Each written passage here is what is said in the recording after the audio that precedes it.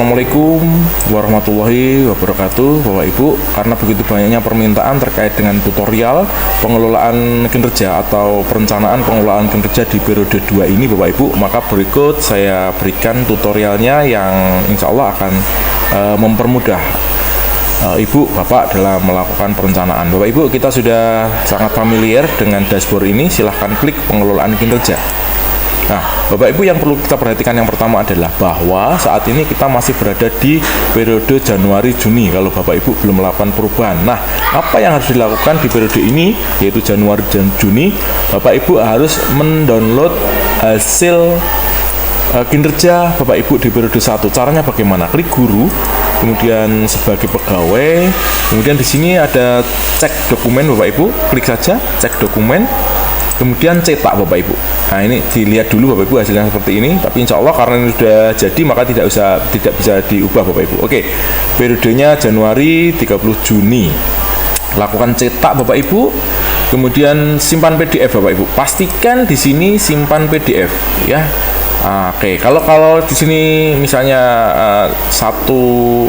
jenis printer dan lain sebagainya, silahkan dipindah disimpan sebagai PDF. Kemudian simpan, kemudian seperti biasanya akan minta nama file, silahkan misalnya diganti dengan periode 1 2024 misalnya seperti itu ya Bapak Ibu.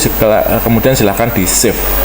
Nah, ini sudah tersimpan di komputer kita, berarti untuk evaluasi kinerja periode 1 tahun 2024 selesai.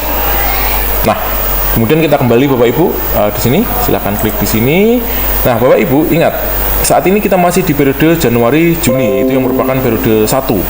Karena kita akan melakukan perencanaan di periode 2, maka Bapak Ibu cukup klik di sini Bapak Ibu. Ada nama di sini Bapak Ibu, ada nama Bapak Ibu semuanya, klik saja, kemudian ganti periode, kemudian diganti Juli Desember. Oke, silakan diganti Juli Desember. Kemudian pilih. Oke. Bapak Ibu, kalau sudah seperti ini maka ada notifikasi berhasil, kemudian periode akan berubah Juli Desember. Nah, di sini perubahan. Ini pastikan perubahan. Nah, kalau Bapak Ibu belum pernah merencanakan, artinya di periode ini belum pernah merencanakan, maka di sini ada tombol mulai Bapak Ibu. Ya, di sini ada tombol mulai. Nah, kalau sudah, klik mulai Bapak Ibu. Nah, klik mulai. Nah, di sini pastikan bahwa data-data panjenengan sudah benar. Jika sudah benar, maka lakukan data sesuai. Dan jika belum benar, lakukan edit. Namun Bapak Ibu, yang perlu diperhatikan ketika mengedit ini, jika ada sesuatu yang sudah terkunci, maka Bapak Ibu harus melakukan edit melalui operator sekolah, artinya melalui Dapodik. Bapak Ibu, jika biodata panjenengan sudah selesai, maka selanjutnya Bapak Ibu akan masuk ke dashboard atau halaman ini Bapak Ibu. Nah, ini yang perlu diperhatikan Bapak Ibu, di dashboard panjenengan, di layar panjenengan belum tentu yang tampil adalah seperti ini. Penerapan disiplin positif, keteraturan suasana kelas, belum tentu seperti ini Bapak Ibu. Yang tampil di layar panjenengan itu adalah indikator rapot yang harus ditingkatkan ya, dan biasanya berwarna, pastinya itu berwarna orange seperti ini Bapak Ibu, orange seperti ini, atau merah Bapak Ibu, merah, orange, kemudian hijau.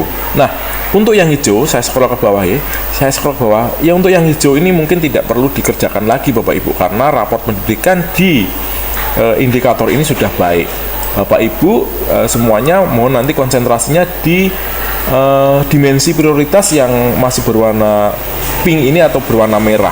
Nah, perlu juga diketahui Bapak Ibu bahwa di sekolah Ibu Bapak tentunya berbeda dengan tampilan di sekolah kami. Kalau di sekolah kami kebetulan ada 2 dimensi prioritas yang harus ditingkatkan atau yang harus dikerjakan atau yang harus direncanakan perbaikannya di periode ini. Itu penting Bapak Ibu ya. Oke. Silakan nanti berdiskusi dengan kepala sekolah atau dengan guru yang lain apa dimensi prioritas yang harus dipilih.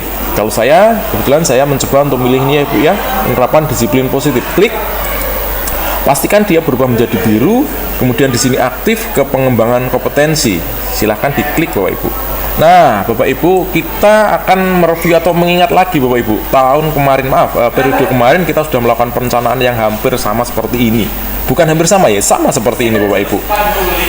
Total poin yang dibutuhkan ini adalah 32 Bapak Ibu. Mohon maaf, di sini 40 karena saya sudah merencanakan atau pernah merencanakan. Kalau memang belum, maka di sini membutuhkan poin 32 Bapak Ibu. Oke, membutuhkan poin 32. Baik, caranya bagaimana? Oke, saya akan hapus dulu ya Bapak Ibu. RHK saya akan saya hapus dulu supaya sama dengan tampilan Bapak Ibu yang masih belum pernah merencanakan atau belum merencanakan di periode ini. Nah, ini kurangnya 32. Total poin saya masih 0 Bapak Ibu karena saya belum merencanakan. Baik, saya pilih ini Bapak Ibu, saya milih partisipasi sebagai seminar lokakarya. Kenapa saya milih ini? Karena sekarang seminar lokakarya, konferensi, simposium dan lain sebagainya itu sangat mudah Ibu kita ikuti karena di platform-platform atau di media sosial sangat banyak sekali Bapak Ibu. Kita pilih saja ini. Nah, ketika kita memilih ini, kemudian satu kegiatan, maka nilainya 4 Bapak Ibu. Di sini poinnya 4, kurangnya 28 karena butuhnya adalah 32. Nah, Bapak Ibu sekali lagi karena seminar dan lain sebagainya itu sangat mudah kita ikuti, maka saya berani untuk mentargetkan 4 kegiatan. Ketika 4 kegiatan, maka terjadi perubahan di sini poinnya 16. Dan kita scroll ke atas, ya ini poinnya 16, kurangnya 16 Bapak Ibu. Sekali lagi butuh kita hanya 32. Oke, selesai di rencana hasil kerja di poin 1. Karena kita masih butuh banyak Bapak Ibu, maka klik tambah. Nah, kita cari lagi RHK yang ada di sini. Tapi perlu diperhatikan Bapak Ibu, ketika di seminar di RHK 1 ini seminar sudah kita pilih, maka seminar tidak akan muncul lagi di RHK di berikutnya Bapak Ibu. Nah, kita tentunya harus mencari RHK lainnya. Oke, saya akan mencoba berpraktek sebagai ini Bapak Ibu. Ini berperan sebagai praktek baik yang dilakukan di komunitas belajar. Ini Bapak Ibu, Kombel juga begitu mudah sekarang membuat sertifikat karena hampir setiap sekolah memiliki Kombel. Oke, kemudian kita pilih lagi juga 4 Bapak Ibu. Mungkin bisa lah karena di sekolah kita mungkin biasa melakukan seminar, kemudian kita juga bisa bergabung di Kombel sekolah lain. Saya targetkan 4. Ketika 4 karena ini poinnya juga 4 karena kegiatannya 4 kali, poinnya 4 juga, maka total poin 16. 16 tambah 16 Bapak Ibu sudah 32, cukup Bapak Ibu. Tapi kadang-kadang Bapak Ibu akan merencanakan lebih dari 32, boleh. Oke, kita coba tambah Ibu, 1 lagi. Tapi yang perlu diperhatikan Bapak Ibu, usahakan mencari RHK atau mencari perencanaan yang memang mudah Ibu. Kalau terlalu sulit malah menjadi beban bagi Bapak Ibu. Oke, saya akan mencoba mencari di sini. Oke ya, ini Bapak Ibu, saya nyoba ya, ini agak sulit nih, menjadi narasumber ya. Mungkin Bapak Ibu bisa nanti menjadi narasumber misalnya, atau memang Bapak Ibu terbiasa menjadi narasumber, bolehlah ya. Ini besar Bapak Ibu, narasumber itu 8 poin Bapak Ibu. Ketika saya memilih satu kegiatan saja sudah 8. Oleh karena itu kita scroll ke atas Bapak Ibu. Oke, total kita udah 40. Sekali lagi yang dibutuhkan hanya 32, jadi sudah di atas kebutuhan Bapak Ibu. Oke, selesai untuk perencanaan kinerja di pengembangan kompetensi.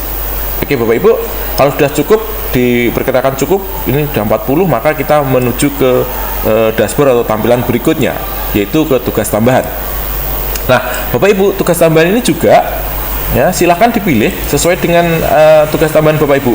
Pertanyaannya begini, andai kan saya tidak ada tugas tambahan Bapak, gimana? Ya sudah, berarti tidak perlu diisiin, langsung ke perilaku kerja. Tapi kalau ada silahkan tetap dipilih ya. Apakah tidak masalah? Tidak masalah, namanya juga tidak punya jabatan. Tambahan, maaf, tidak punya tambahan ya. Oke, kalau saya ini hanya contoh ya Bu, hanya contoh saja. Saya pilih ini. Nah ini sekali lagi Bapak Ibu, kalau panjenengan memilih ini, memilih tugas tambahan ini, pastikan nanti panjenengan sudah mulai merencanakan untuk laporannya dan seterusnya, karena yang diupload adalah laporannya dan juga dilampiri dengan SK. Oke, kita langsung menuju ke perilaku kerja. Saya yakin cukup yang di sini. Kita ke perilaku kerja. Nah, ketika perilaku kerja Bapak Ibu, ini akan saya perlihatkan bahwa ada 7 aspek Bapak Ibu. 1, 2, 3 sampai dengan 7. Saya scroll ke bawah langsung 7. Nah ini Bapak Ibu, kalau kita ya kalau kita pilih, kita harus memilih Bapak Ibu setiap aspek ini. Aspek yang pertama adalah berorientasi pelayanan. Itu ada 2 kolom atau ada 2 pertanyaan Bapak Ibu. Apa perilaku yang paling Anda fokuskan tahun ini, kemudian bagaimana? Ini silahkan diisi Bapak Ibu. Saya tidak akan memberikan arahan atau tidak akan mengarahkan panjenengan harus mengisi apa. Tapi ini kembali lagi ke panjenengan masing-masing. Ya, silahkan di sini diklik Bapak Ibu, dipilih. Oke. Kemudian yang bawah ini juga dipilih Bapak Ibu. Nah, misalnya seperti ini. Terus Bapak Ibu sampai ke aspek nomor 7. Di bawah sendiri aspek nomor 7. Terus silahkan dipilih Bapak Ibu. Oke, saya yakin bukan hal yang sulit Bapak Ibu ketika memilih ini. Oke, jadi bukan sesuatu yang sulit ketika harus memilih ini. Jika sudah semua terpilih aspek 1 sampai aspek 7, maka bisa lakukan simpan draft ya, atau ke rangkuman. Kalau simpan draft itu berarti menyimpan perencanaan kita Bapak Ibu untuk sementara. Kemudian kalau ke rangkuman tentunya akan melihat hasil rangkuman apa yang telah kita rencanakan. Oke, kita klik ke rangkuman dulu Bapak Ibu. Nah, di sini silakan Bapak Ibu dibaca ya semua yang telah kita rencanakan di layar sebelumnya ya, atau di tampilan sebelumnya. Di sini semuanya sudah ada Bapak Ibu. Oke. Nah, Bapak Ibu, setelah ini ada 2 langkah yang bisa dilakukan oleh Bapak Ibu. Yang pertama, jika Bapak Ibu belum yakin atau jika Bapak Ibu memang belum mendapatkan perintah dari kepala sekolah untuk segera mengumpulkannya, atau tidak segera